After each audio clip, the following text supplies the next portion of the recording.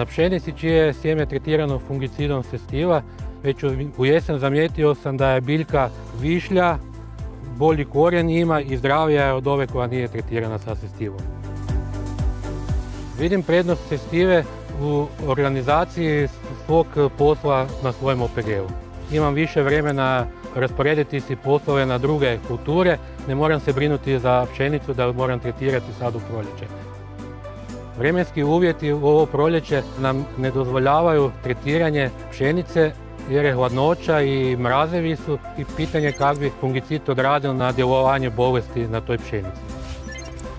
Sestivu bi preporučio svima jer sa Sestivom sam siguran do zastojice i očekujem da bude veći prinos u žetvi. BASF. We create chemistry.